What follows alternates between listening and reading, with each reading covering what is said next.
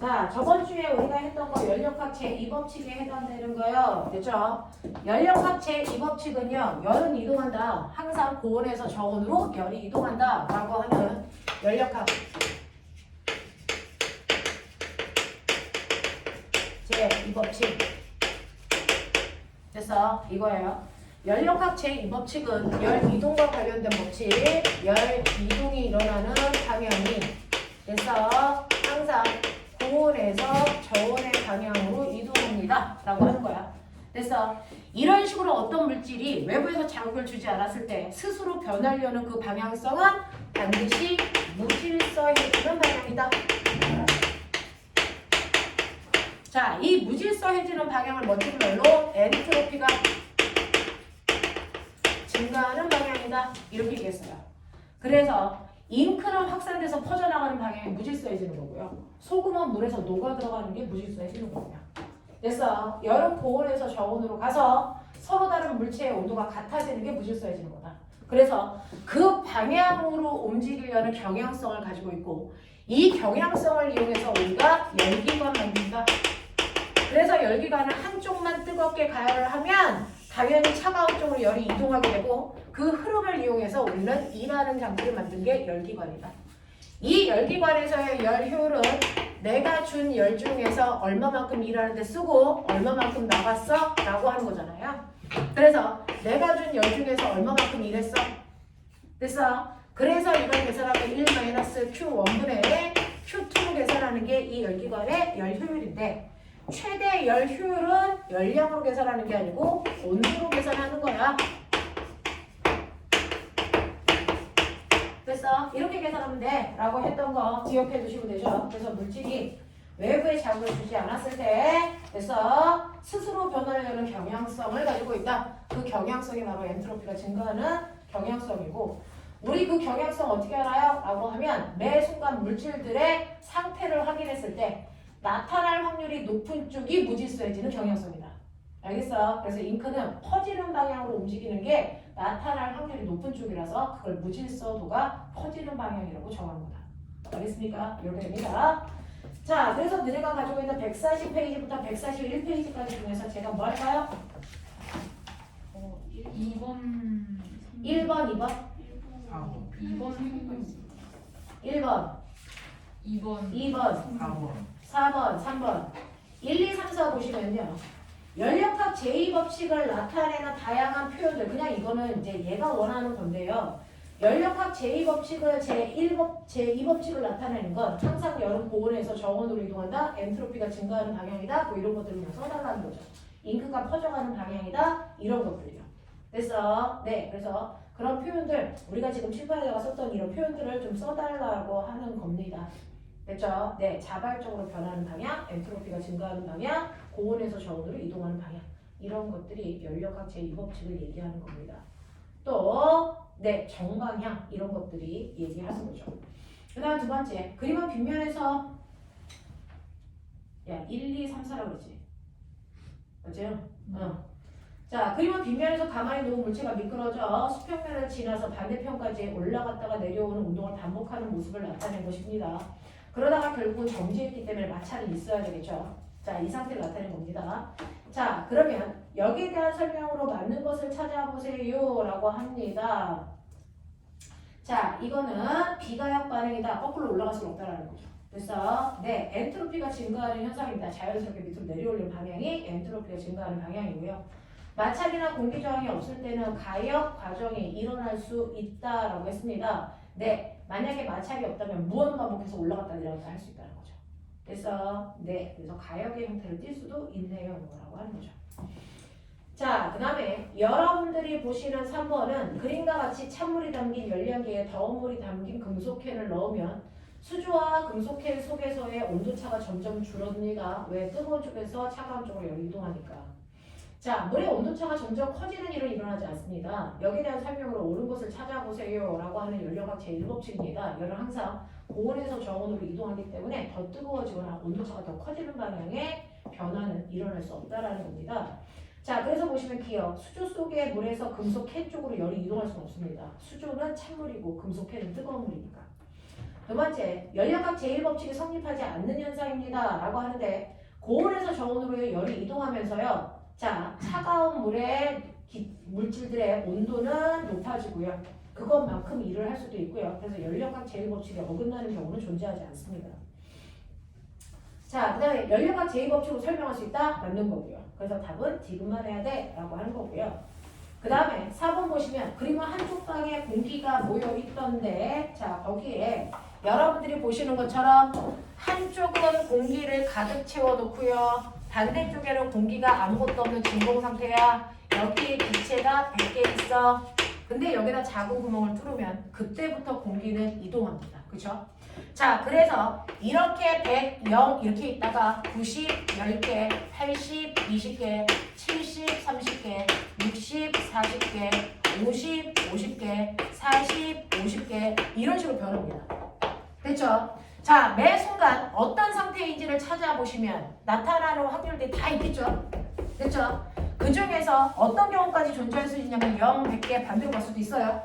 되겠냐? 자, 그 중에서 얘네들이 나타날 때마다 발을 정자를 찍으면 그 중에서 가장 많이 나타나는 경우가 언제? 이때라는 거죠. 그렇죠? 이 상태로 존재할 때가 가장 많아 라고 합니다. 그래서 얘가 가장 무질서해진 상태. 알겠습니까? 라고 우리는 판단하는 거고요. 실제로는 이 상태로 존재할 수도 있어? 100만 분의 1, 1000만 분의 1 됐어? 이 경우에 하나씩은 있겠죠? 됐어? 나타날 확률이 적을 뿐이지 존재할 수 있습니다. 하지만 나타날 확률이 너무나도 적기 때문에 우리는 얘네들이 됐어? 이게 나타날 확률이 아예 없다. 또는 이게 나타날 확률은 불가능하다. 이렇게 표현하는 것 뿐이죠. 됐어? 네, 확률이 너무 적기 때문에 이럴 수는 없어라고 얘기하는 뿐이죠. 사실은 이렇게 존재할 수도 있습니다. 경우의 수가 적을 뿐이죠. 알겠습니까? 네, 이렇게 된다. 자, 그래서 여기에서 기체 분자들이 분포할 경우에 경우수가 1이라는 건 나타날 확률이 거의 제로인 거. 됐어? 그게 뭐냐는 거죠. 한쪽에 공기가 쏠려 있을 확률이 가장 적습니다. 되겠어? 그렇게 쓰시면 되고요. 기체 분자가 분포할 수 있는 경우 중 경우의 수가 가장 큰 거 50대 50으로 분포할 때예요. 됐어? 네, 그래서 두 개가 양쪽에 같은 양이 분포할 때가 가장 많습니다. 그 다음에 두 번째, 기체 분자가 확산하는 동안 엔트로피는 어떻게 변합니까? 그 경우의 수가 가장 많을 때가 엔트로피가 가장 클 때라고 하는 겁니다. 됐죠? 그래서 엔트로피는 증가합니다 라고 표현하시면 돼요. 알겠냐? 이런 것들. 자, 141은 질문 없나 봐요? 넘길게요. 142, 143. 5, 6번이요. 네, 4, 5, 6번 볼게요. 그림과 같이 물에 잉크를 떨어뜨리면 잉크가 시간이 지나면 퍼져나가는 확산이 일어납니다. 자, 퍼져있던 잉크가 다시 원래대로 모일 수 있는 경우의 수는 너무 작기 때문에 일어나지 않는다라고 표현하는 거죠. 되겠죠? 자, 그럼 여기에 대한 설명으로 맞는 걸 찾아보세요 라고 합니다. 얘는 퍼질 수는 있지만 다시 모이는 경우는 드물다. 그러니까 얘는 비가역 반응이다 라고 표현하는 거고요. 자, 그 다음에 물과 잉크계의 엔트로피는 점점 감소하는 게 아니고 퍼지는 방향으로 바뀌는 게 엔트로피 증가하는 방향이고요. 공기 중에서 움직이던 진자가 서서히 멈추는 현상도 같은 현상입니까? 네, 멈추는 게 엔트로피 증가하는 방향. 알겠습니까? 네, 그래서 답은 3번으로 가시는 게 맞아요. 자, 그다음에 5번 보시면 다음은 이상기체의 작동 물질로 이용되는 열기관인데요. 자, 여기에서 두 방향으로 갈게요. A에서 B를 지나서 C를 지나 A로 오는 아래쪽 삼각형 그리는 방법이 있고요. 위쪽 삼각형 ADB, A로 오는 경우도 있습니다. 여기에 대한 설명으로 오는 것을 찾아보세요 라고 합니다. 자, 그 중에서 A에서 B로 가는 과정에서 흡수한 열량은 됐어 2분의 3 PV니 라고 하는 거지요. 자, A에서 B로 갑니다. A에서 B로 갈 때 여러분들이 보시는 것처럼 A, B, C, D, A 여기까지의 온도는 압력과 부피 구성값이야. 자, 얘는 압력이 얼마냐면 2PV 그 다음에 B 같은 경우에도 얼마냐면 2PV C는 얼마냐면 PV고요. D는 얼마냐면 4PV고요. 다시 A, 2PV 뭐 이렇게 된다고요. 자, 그 중에서 A에서 B로 가는 과정입니다. A에서 B로 가는 과정 Q는 델타 U 플러스 W입니다. A에서 B로 가는 과정에서 내부 에너지의 변화 없습니다. 됐죠? 내부 에너지의 변화는 없는데 여러분들이 보시는 것처럼 부피가 증가하는 방향이에요. 그러니까 한 일은 있겠죠? 한 일은 그 됐어. 면적이에요. 보여보세요. 얼마예요? 얼마입니까? 1.5 PV만큼이 증가. 맞아. 그러니까 내부에서 흡수해야 되는데 1.5 PV가 이런 얘기예요. 되겠니? 내부 에너지의 변화는 없고요. 한 일만 있기 때문에 일한 만큼의 에너지는 흡수해야 돼 라고 하는 뉘앙스입니다. 자, 그래서 기억 보기는 맞다 라고 보시면 되고요.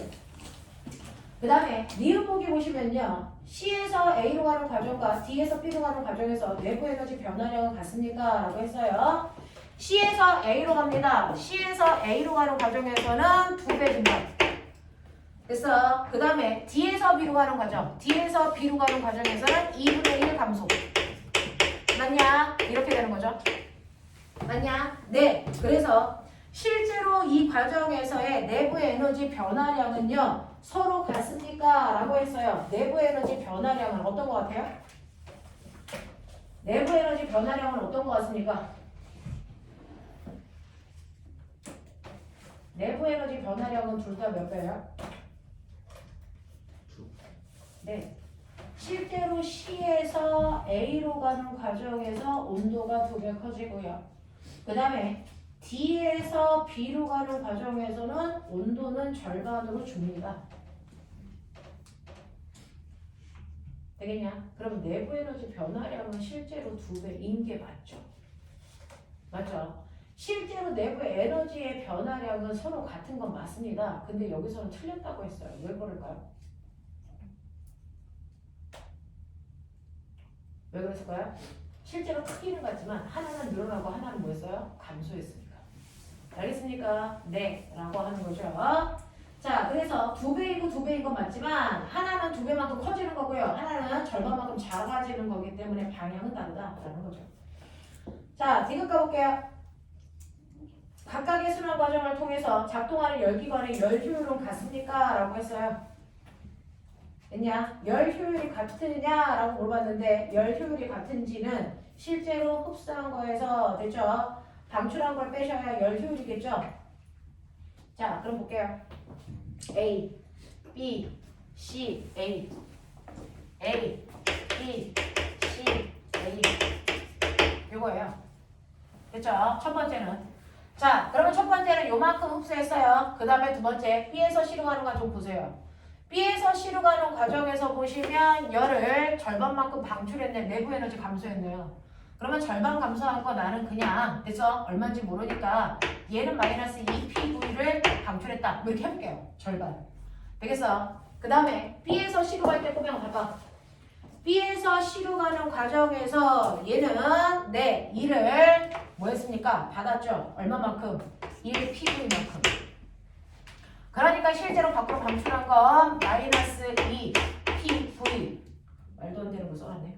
자, 그 다음에 두 번째 C에서 A로 갈게요. C에서 A로 가면 네, C에서 A로 가면 열을 2배만큼 높여야 됩니다. 그래서 2배 감소할 때가 이거니까 2배만큼 높일 때는 플러스 2PV. 그 다음에 이때 부피의 변화 없으니까 한 일은 0. 그럼 이때 흡수한 게 이만큼 이렇게 돼요. 되겠어? 네. 그러면 여기에서는요. 흡수한 열이 얼마냐면 이거 2개 더하시면 3.5PV만큼을 열을 줬더니 그 중에서 한 일은요. 이거 계산해 보세요. 얼마? 0.5PV. 이게 바로 열의 열효율. 이겁니다. 무슨 말인지 알겠어? 첫 번째 열효율 이겁니다. 그 다음에 두 번째 열기관은요. A에서 D로 가고요. 그 다음에 D에서 B로 가고요. 그 다음에 B에서 A로 오는 과정이야.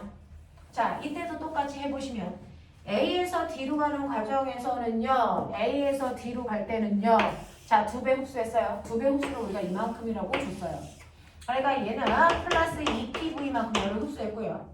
그 다음에 한 일은 그 밑에 있는 사각형 넓이시니까요. 얼마입니까? 2PV만큼 이랬어요. 그럼 당연히 이때 흡수했어야 되는데 4PV를 흡수했어야 되죠. 그 다음에 D에서 B로 내려올 때 한 일은 없습니다. 그리고 온도는 D에서 B로 가는 거니까 절반 줄었네요. 그러면 마이너스 2PV 방출. 그러면 이때 방출해야 되는 거 마이너스 2PV. 그 다음에 B에서 A로 간대요. B에서 A로 가는 경우에는 내부 에너지 변화 없으니까 0이에요. 그 다음에 B에서 A로 갈 때 요번에는 1을 받았죠? 받은 1이 마이너스 1.5 PV 됐어? 그러면 이때 열을 마이너스 1.5 PV만큼 방출 됐어? 그러면 이때 실제로 준 거 흡수한 거 다 더하면 실제로 얘가 받은 일이죠. 얼마? 4PV만큼의 열을 흡수했다가 한 일은 얼마? 이거 계산해 보세요. 0.5 PV 요거거든요. 그럼 위에 거의 열효율과 밑에 거의 효율 보시면 한 일은 똑같지만 흡수한 열량이 난다는 거예요. 그러니까 열 효율은 같을 수가 없다. 그렇죠? 이런 식으로 한 번씩은 해보세요. 자, 그 다음에 6번 보시면 그리고 등원 과정에서 단열 과정으로 이루어진 카르노 순환 과정을 나타낸 것입니다. 라고 합니다. 자, 압력과 부피의 관계 그래프를 나타낸 것이고 A에서 B로 갈 때 C에서 D로 가는 과정에서 각각 절대 온도가 ET와 T인 등원 과정이고 A에서 B로 가는 과정에서 흡수한 열량을 Q로 보겠다라고 했습니다.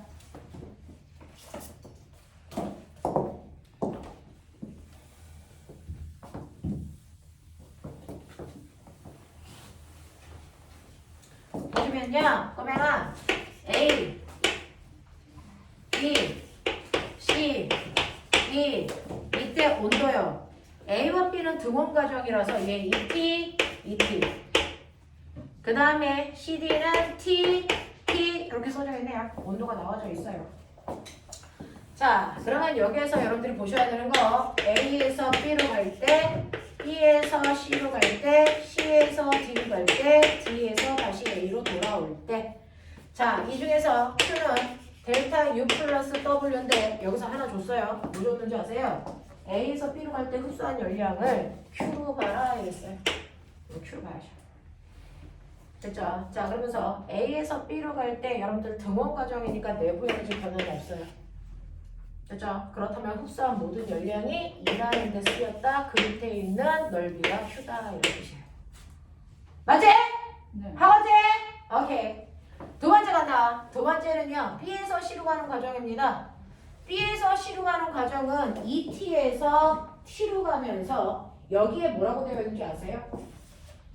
여기에서요. 등원 과정과 단열 과정으로만 이루어져 있대요. 자, 여러분들이 보시는 것처럼 얘 등원 과정, 얘 등원 과정. 됐죠? 그러면 얘네들은 뭘로 봐야 되니? 단열 과정이라는 거예요. 됐죠? 그러면 단열 과정이니까 얘는 열, 출입이 0이라는 거예요. 맞냐? 그러면서 온도는 B에서 C로 가면서 온도가 절반으로 줄었대요. 자, 그러면 절반으로 줄었으니까 나 줄어든 열의 양을 얼마라고 하시면 되죠? 맞아? 자, 줄어든 열의 양이 이만큼 줄었다고 칠게요. 그러면 그만큼 반드시 뭐 했어야 되니? 1을 써야 된다고.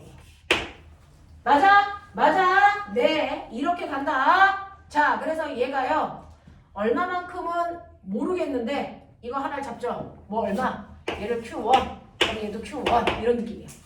알겠죠? 그래서 온도가 2배 변할 때 열은 Q1만큼의 출입이 있었다. 이렇게 생각해 보자고요.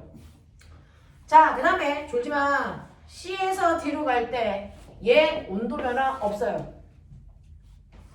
됐죠? 온도 변화 없습니다. 자, 온도 변화는 없고 여러분들이 보시는 것처럼 C에서 D로 갈 때 온도 변화는 없고요. 2를 받았어요? 받은 일이 얼마입니까? 없네요. 젠장할. 받은 일이 없네요.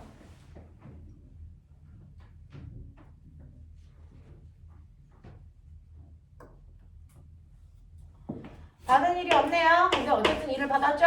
Q2라고 할게요. 그러면 그만큼의 열을 출입했어야 되네요. Q2. 뭐 이런 거죠. 됐죠?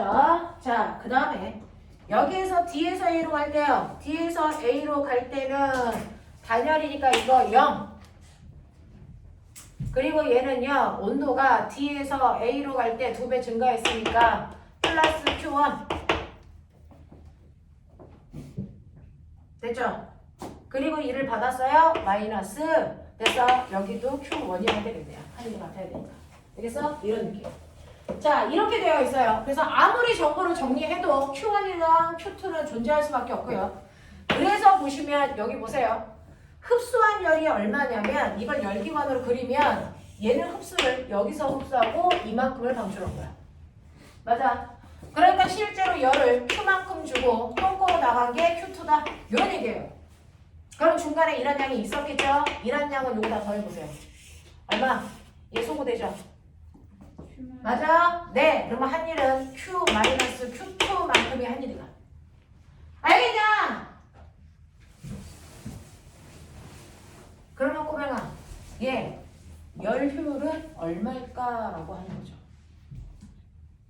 Q1 마이너스 Q2인 거 맞죠? 한 일이. 되죠? 잘못 잡은 거 없죠? 네. 맞죠? 네. 이렇게 됐대요. 근데 이렇게 되면 열 효율이 어떻게 됩니까? 열 효율은 꼬맹아 1 마이너스 Q1분의 Q2였다고 기억나죠? 네. 맞죠? 자, 안으로 들어간 거 Q. 밖으로 나온 거는 이만큼 2예요. 그래서 한 일이 이거라고요. 됐죠? Q 마이너스 Q2.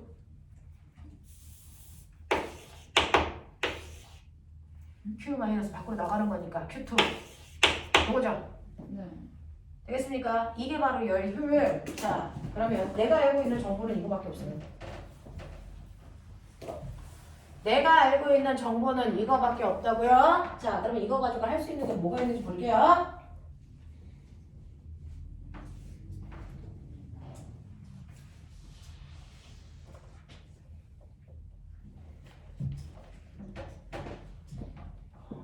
온도가 2T였다가 T였다가 네. 볼게요. 네? 뭐가 2분의 1이죠? 열효율이 2분의 1이라고요?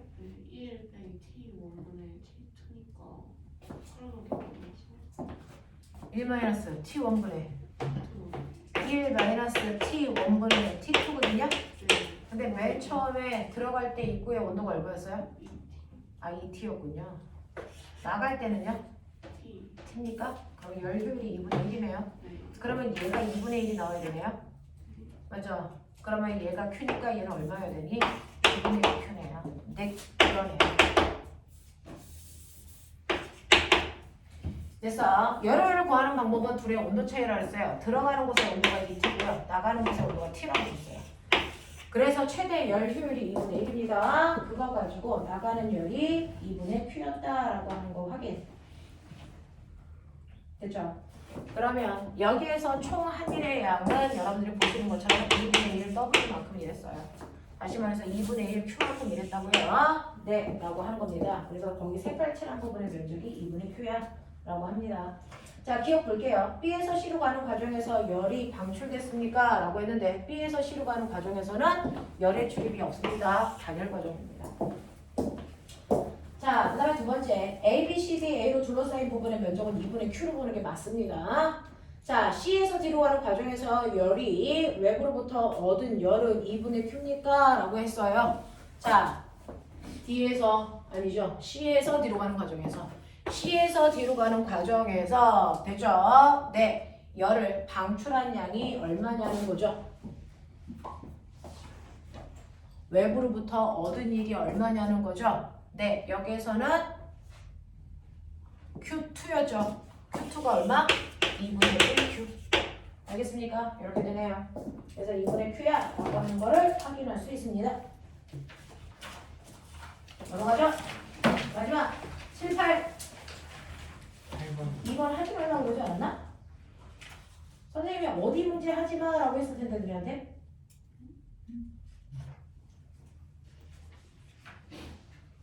근데 여기는 엔탈피가 들어가 있어서요. 7번하고 8번은 하지 마셔야 되는데 제가 그런 얘기를 안 했었나요? 네, 7번하고 8번은 빼고 갈게요. 이건 안 하시는 게 맞습니다. 한 줄 알았어요? 그래서 그런 얘기. 자, 그 다음에 상대성 이론에 해당되는 얘기들은 선생님이 그냥 가볍게 몇몇 개만 얘기를 해봐 드리고 말았어요. 그래서 문제 풀어와 라는 얘기 안 했었는데 꼬맹아 우리 잠깐만 하죠. 여러분들이 가지고 있는 172페이지 잠깐만 볼래요? 그렇죠. 그렇다고 아무것도 안 하고 가기에는 너무 찝찝하니까 여러분들이 저번 주에 배웠던 내용에 살짝 문제를 얹으면 이래. 우리가 알고 있는 상대성 이론 그 중에서 우리가 물리 1에서 하는 거 특수 상대성 이론. 특수 상대성 이론은 두 가지 가정이 돼서 성립한다라는 전제 조건 하에서 내용을 전개하는 거죠. 그 중에서 첫 번째가 뭐였어? 상대성 원리가 성립해. 그러니까 지구에서 우주선을 보면 우주선이 오른쪽 방향으로 10의 빠르기로 간다면 우주선 안에 있는 사람이 지구를 보면 지구가 어떻게 돼? 왼쪽으로 지구가 10의 빠르기로 가는 것처럼 보일 거야. 모든 운동은 상대적인 거야. 맞아? 라고 하면서 어떤 관찰자가 상대방의 운동을 봤을 때 느끼는 운동을 상대 속도라고 한다. 상대 속도는 상대방의 속도에서 관찰자인 나의 속도를 빼는 거다 라고 했죠. 맞습니까? 그래서 상대방이 오른쪽으로 2의 빠르기로 가고 있는데 내가 오른쪽으로 2의 빠르기로 가면 내가 봤을 때 상대방은 어떻게 가는 것처럼 보이? 그렇죠? 자, 그래서 1번 문제 답.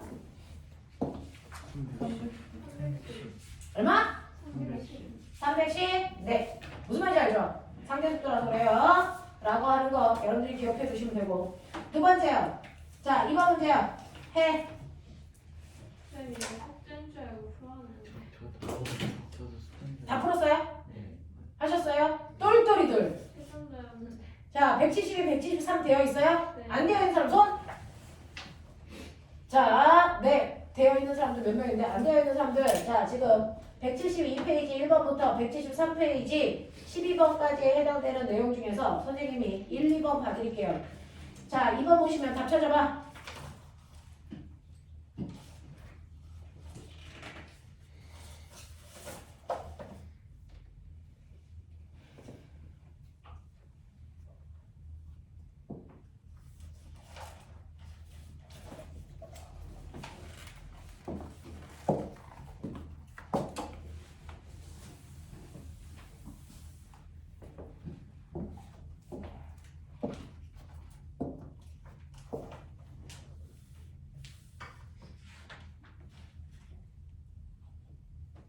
했습니까? 실제로 여러분들이 전철 안에서 타서 또는 버스 안에서 타서 앉은 자리에서 버스를 가고 있는데 손으로 공을 던졌다가 놓으면 공이 올라갔다가 떨어지죠. 그래서 안에 있는 사람이 보면 자기가 던진 공이 똑바로 올라갔다가 똑바로 떨어지는 것처럼 보여. 하지만 달리는 버스 안에서 했기 때문에 밖에 있는 관찰자가 보면 이 공은 어떻게 되죠? 자, 내가 던지는 순간 공이 똑바로 올라가는 게 아니고 버스와 같은 방향으로 날아갔다가 떨어져서 버스가 간 후에 내가 이렇게 앉아서 얘를 받을 수 있는 거야. 실제로는. 맞습니까? 이렇게 공이 가요.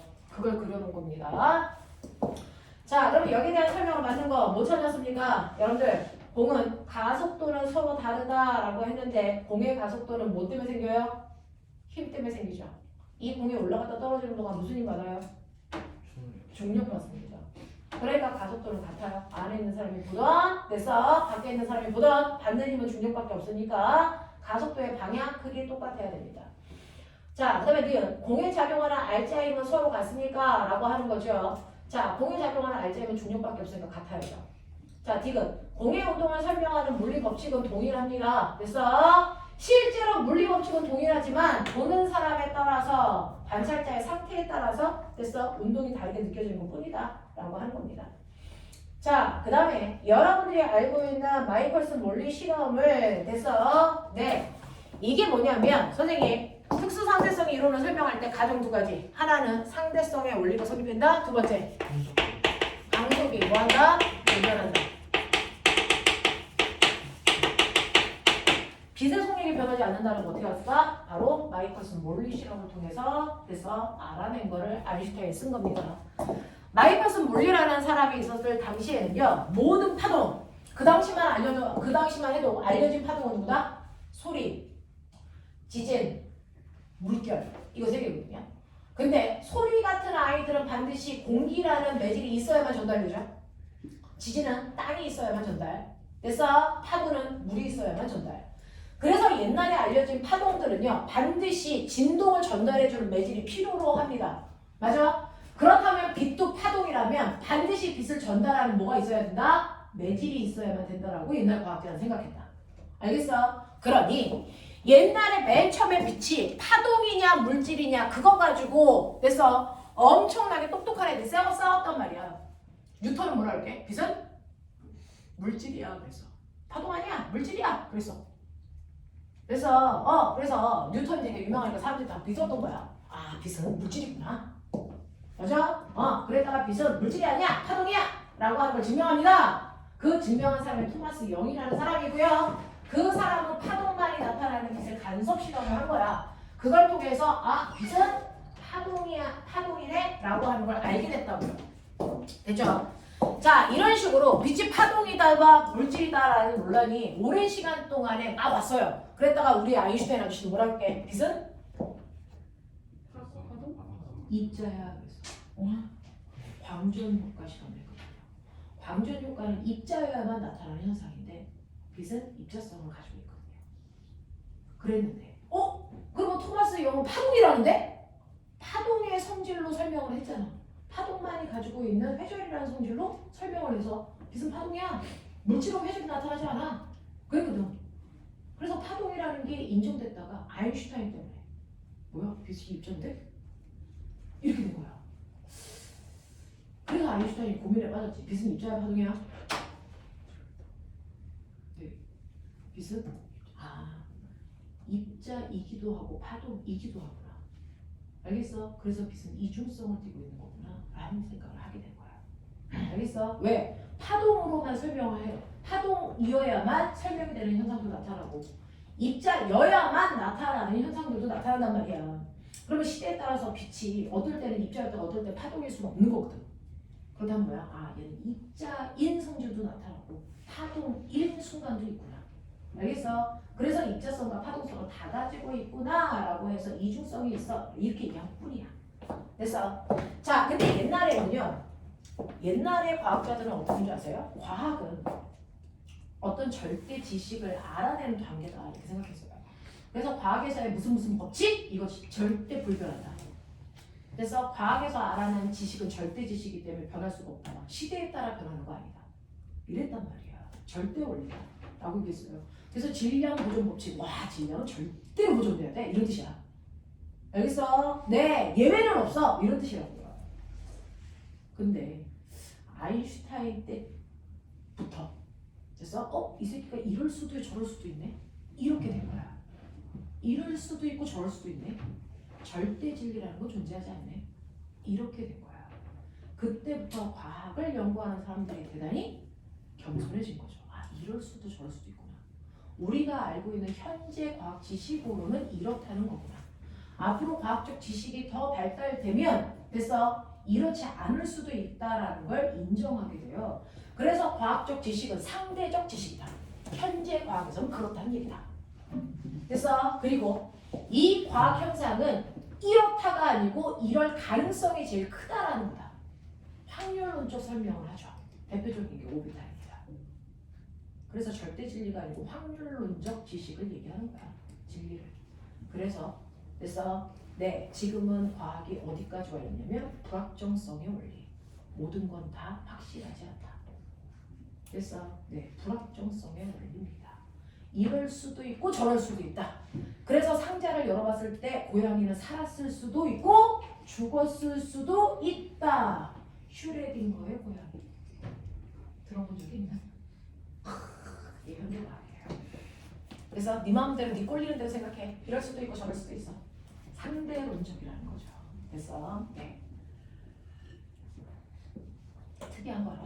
여기 문 닫아놨어? 이런 데로 빠지면 안 되는데. 문 닫아놨어? 우리는 물질이야?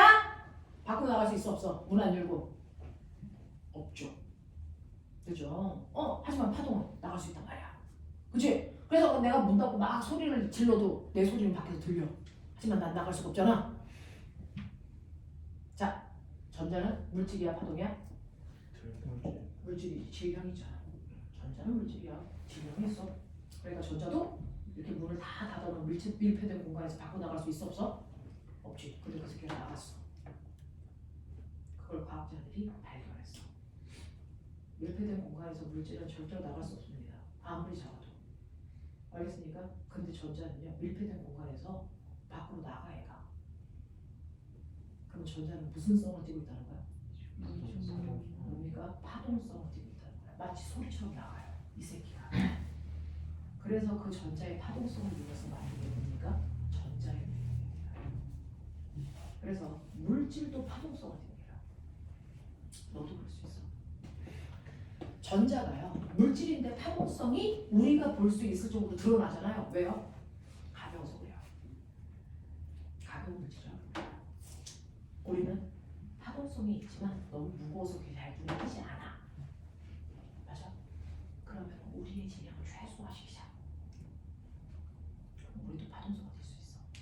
우리도 저거 이제 안 열어. 그냥 나가. 가능해 생기라. 너네 과학 중에서 가장 이제 신기한 과학이 뭐냐면 사후세계를 연구하는 과학인 거 아세요? 이런 얘기하는 거 불법이다. 자, 근데 한다. 사후세계를 연구하는 과학이 있어. 내가 나중에 시간 없어 진도 못 나가면 제목만 읽고 끝낸다. 자, 사후세계를 연구하는 과학이 있어요.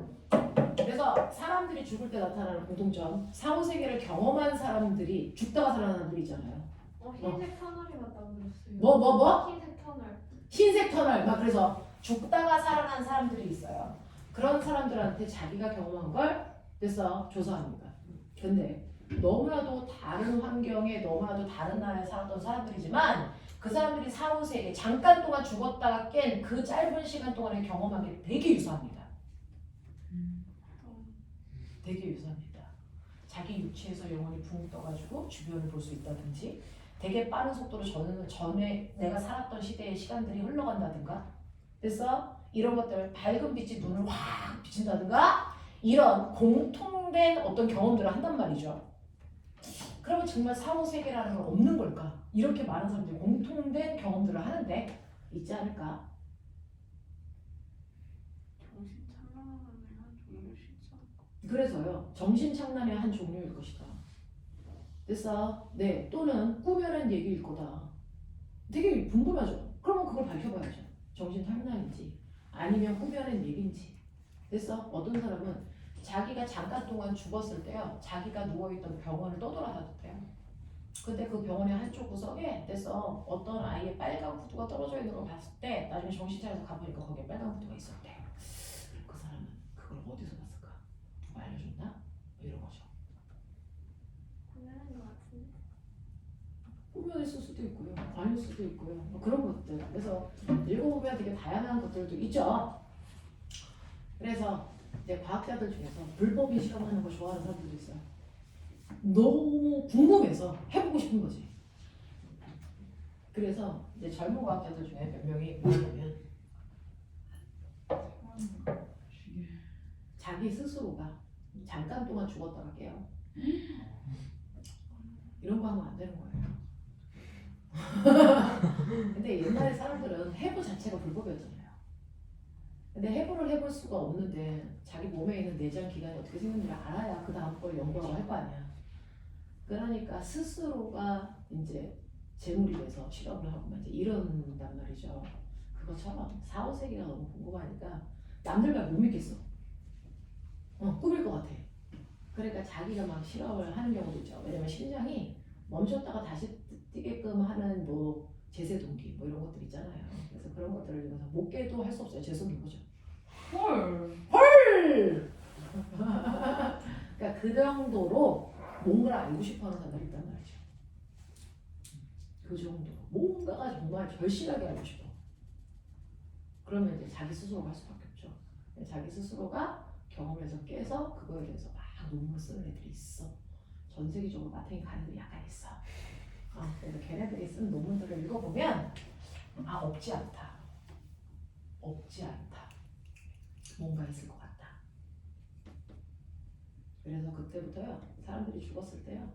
딱 죽은 그 순간에 질량 변화를 측정합니다. 질량 변화가 있어요. 되게 유사한 만큼의 질량 변화가 있습니다. 사람이 딱 죽는 시간에.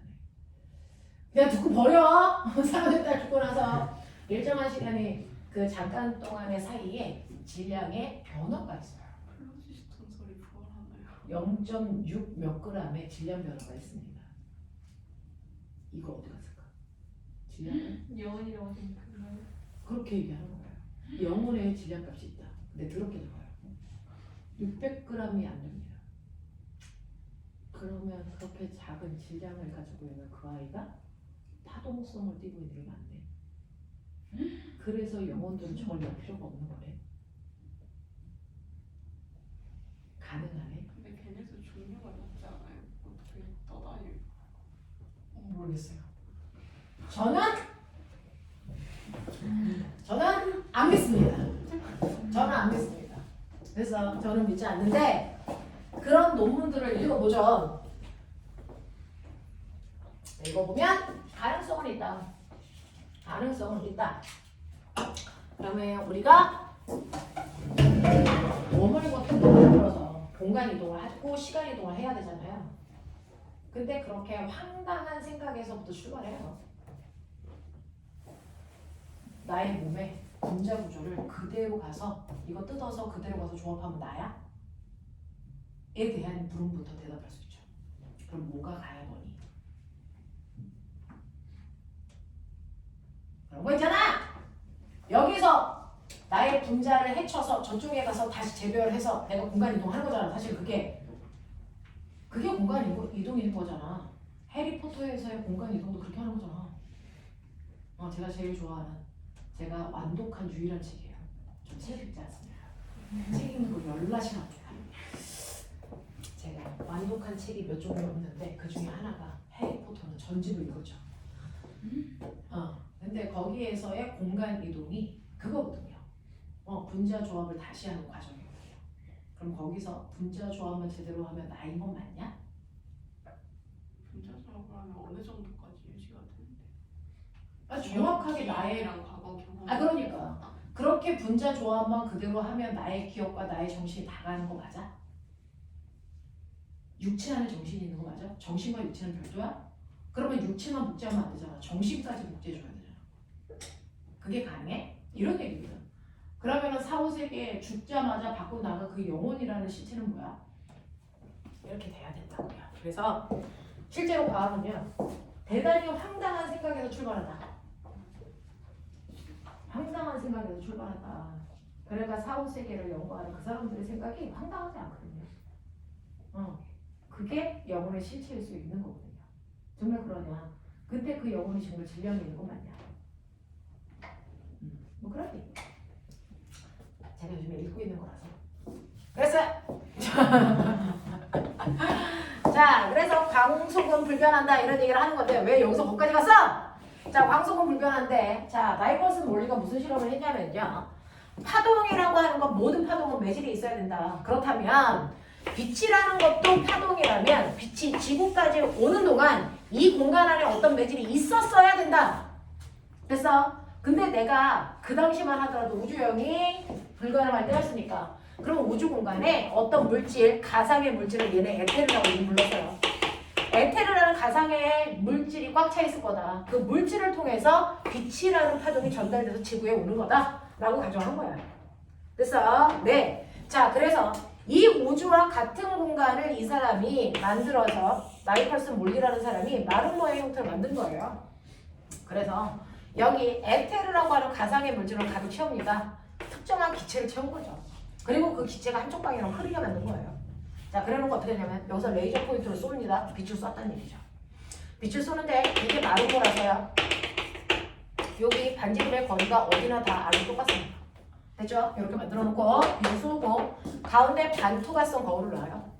그러면 그 중에서 빛이 와서 거울에 부딪히는 순간 됐어. 한 놈은 반사돼서 위로 올라가서 됐어. 여기 있는 거울에 반사돼서 됐어. 반투과성이니까 얘가 이번에는 통과해서 여기에 와요. 그럼 소리가 빵 하고 나요. 됐죠? 이렇게 가는 아이가 있고 또 하나는요. 반투과성 거울에서 직진해서 여기서 됐어. 반사되지 않고 투과. 그래서 여기에 오면 반사돼서 이렇게 돼서 여기로 오는 아이. 됐어? 이 두 가지 경로로 움직이게 만들어 놓은 거예요. 자, 근데 빨간색 방향으로 가든 보라색 방향으로 가든 이동거리는 둘 다 4R입니다. 4R이고 자, 여기서 쏜 빛의 속도는 c입니다. 자, 근데 만약에 파동이 매질의 영향을 받으면 느냐죠. 모든 파동은 매질에 따라 속력이 빨라질 수도 있고 느려질 수도 있어요. 됐죠? 그래서 마치 강가에 흐르는 물과 같이 만들어 놓은 거예요. 그래서 액택을 한쪽 방향으로 흐르게 하는 거예요. 그러면 여러분들이 배를 띄우면 됐죠? 물과 같은 방향으로 가면 배의 속도는 더 빨라질 거고. 맞니? 물과 반대 방향으로 가면 배의 속도는 뭐 해줍니까? 느려져요. 그러니까 똑같이 4R로 가더라도 됐어? 분홍색 방향으로 갈 거냐 보라색 방향으로 갈 거냐에 따라서 평균 속도가 달라진다. 그럼 당연히 똑같은 거리를 가더라도 평균 속도가 달라지니까 도착하는 데 걸릴 시간은 달라져야 돼. 매질의 영향을 받으면. 알겠어요? 그러니까 도착하는 시간이 다르니까 빨간색과 보라색이 땅땅 도착하는 시간이 다르니까 두 번의 소리가 들려야 된다고요. 그래서 이 실험을 했다고요. 빛도 파동일 거야. 그러니까 매질의 영향을 받아서 두 개가 다른 시간에 도착할 거야. 이런 전제 조건을 한 거야. 결론 같은 시간에 왔어요. 그럼 뭐야? 빛은 파동이지만 매질의 영향을 안 받는 파동이다 라고 하는 게 증명된 거지. 됐어? 그러면서 이렇게 가던 빛의 속력은 불변했구나 라고 하는 걸 알 수 있을 거야. 알겠어? 네, 그래서 이게 광속 불변의 실험을 한 겁니다. 자, 그래서 3번 보시면 라이퍼슨 원리를 통해서 알아낸 두 가지. 빛은 광속으로 불변한다는 것과 매질의 영향을 받지 않는 파동이라는 겁니다. 되겠죠? 이겁니다. 자, 그 다음에 여러분들이 알아두셔야 되는 거 중간에 안 한 것들은 여러분들이 시간 되실 때 하시면 되고요. 6번 문제 잠깐 보세요. 6번 풀어봐.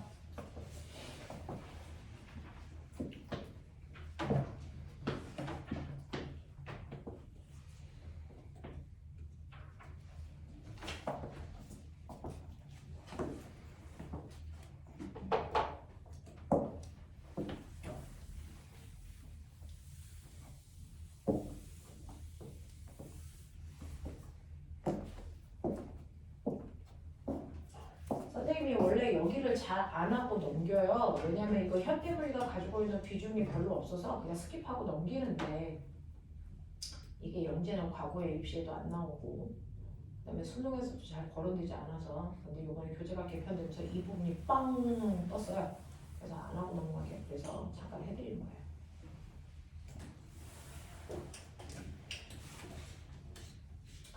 자, 6번 보시면 그림과 같이 지면의 빛의 속도에 가깝게 등속도로 운동하는 우주선이 있고 그 안에 있는 사람이 O라고 하는 광원장치에서 빛을 쏴서 양쪽에 똑같은 양쪽 PQ에 동시에 도달하는 실험을 했습니다. 자, O에서 P까지 그 다음에 Q까지의 거리가 각각 A와 B입니다. 그럼 꼬맹아, 이 거리는 같을까 다를까? 같죠. 그러니까 안에 있는 사람이 봤을 때 건축기에 동시에 도착했겠죠. 됐죠? 자, 그럼 여기에 대한 설명으로 옳은 것을 찾아보세요 라고 했습니다. 자, 그 중에서 여러분들이 보시면 기억 우주선 내부에서의 A와 B까지의 거리는 같습니다. 그래서 우주선 안에 있는 사람이 동시에 도착했다고 느끼는 겁니다. 자, 그 다음에 니은 보시면 지면에서 관찰했을 때 어디에 먼저 도착합니까? Q요. 지면에서 보시면 어디에 먼저 갑니까? 자, 우주선이 이렇게 가잖아요. 그죠? 그러니까 어느 검출기에 먼저 옵니까? P에 먼저 오는 게 맞아요. 무슨 말인지 알겠죠? 그래서 Q에 먼저 도착하는 게 아니고 P에 먼저 도착합니다. 자, 그래서 니은 틀린 거고요. 지면에서 관찰했을 때 빛은 P보다 Q에 먼저 도달한다? 말도 안 되는 거죠. 알겠습니까? 빛의 속도는 항상 일정하고 그리고 P에 먼저 도착해야 된다 라고 하는 거 기억해 두시면 됩니다 라고 하는 거예요. 네, 이런 것들 됐죠? 자, 그래서 이런 것들을 조금 느끼시면 되는데 이러한 특수 상대성 이론은 이 두 가지 가정을 통해서 설명하고자 하는 나타나는 현상이 있었죠. 그 중에 하나가 지금 보신 것처럼 동식성의 뭐를 설명해요? 상대성을 얘기합니다. 그 다음에 두 번째, 빠르게 움직이면 움직일수록 시간이 천천히 흘러간다 라고 하는 시간 팽창. 빠르게 움직이는 물체한테 1초라는 시간은 팽창돼서 느껴져. 알겠습니까? 이겁니다. 자, 그 다음에 세 번째, 빠르게 가는 물체들은요 공간의 길이가 뭐해 보입니까? 축소되어 보이죠? 길이 수축. 됐어? 그리고 빠르게 움직이는 물체한테는 질량이 뭐 팽창되어 나타난다. 됐습니까? 네. 그래서 빠르게 움직이는 물체의 변환 질량은 됐니? 네. 광속의 제곱에다가 원래 정지되어 있을 때 질량은 급방값이랑 같은 만큼 질량이 뻥 튀겨 느껴진다. 알겠습니까? 그래서 빨리 움직일수록 질량은 터지는 것처럼 느껴진다 라고 하는 질량 팽창. 알겠습니까? 이런 것들을 설명하고 있는 게 여러분들이 가지고 있는 현대물리의 내용이었습니다. 됐죠? 네. 그 중에서 문제 풀어왔다는 사람들이 있었어요. 172, 173. 아까 3명 풀어왔다고 했는데 그 3명 중에서 172, 173에서 질문 있을까요? 됐나요? 여기까지? 되겠습니까? 네. 넘길게요. 그래서 이 정도의 내용들이 거기에 들어가 있다. 그래서 질량 에너지 동등성이라는 180페이지요. 질량 에너지 동등성이라고 하는 거 아까 얘기한 것처럼 질량 보존 법칙 불변해야죠. 질량은 무조건 변할 수가 없어. 그래서 중학교 3학년 이번에 시험범위 1단원에 질량은 보존됩니다. 아무리 물질이 다양한 화학 변화를 하더라도 질량은 변할 수 있다 없다? 없다 이 얘기입니다. 됐죠? 그러니까 여러분들이 양초를 태웁니다. 양초라고 하면 탄화수소 화합물이에요. 얘를 공기 중에서 태웁니다. 됐죠? 그러면 얘는 뭐가 됩니까? 물과 이산화탄으로 바뀝니다. 됐어? 네, 그랬을 때요. 여기에 있는 양초가 100g이고 여기 있는 물이 80g 나왔고 여기 있는 이산화탄소가 30g 나왔다고 치자. 자, 그렇다면 공기 중에 들어가는 산소의 질량은 얼마나 되니? 10g이어야 되겠죠. 왜? 반응하기 전 물질의 총 질량이 생성 물질의 총 질량과 어때야 되니까? 같아야 되니까. 이거죠. 이게 질량 보존 법칙이죠. 질량 보존 법칙이 성립하는 이유. 아무리 화학 반응을 하더라도 원래 있던 원자의 종류와 개수는 안 바뀌어서 그래요. 이렇게 얘기하는 거죠. 맞습니까? 네. 그래서 질량이 보존돼야 된다는 걸 우리는 주입식으로 배웠어. 근데 꼬맹아 실제로 질량은 보존 안 돼. 여러분들이 질량이 보존된다는 건 전제 조건이 있어. 화학 반응할 때만 그래. 핵 반응하면 무조건 질량은 감소해. 핵 반응할 때는 무조건 질량은 감소만 해. 알겠습니까? 그러니 여러분들이 알고 있는 별 같은 아이들은요. 그 안에서 끊임없이 핵 반응을 합니다. 예를 들어 우리의 태양은요. 4개의 수소 원자가 결합을 합니다. 4개의 수소 원자 핵이 뜨거운 열을 받으면 이 새끼가 결합해서 하나의 헬륨이 됩니다. 됐어? 이거를 수소 핵 반응이라고 합니다. 됐어? 수소라고 하는 아이가 헬륨으로 바뀌는 걸 수소 핵 융합 반응 이렇게 부릅니다.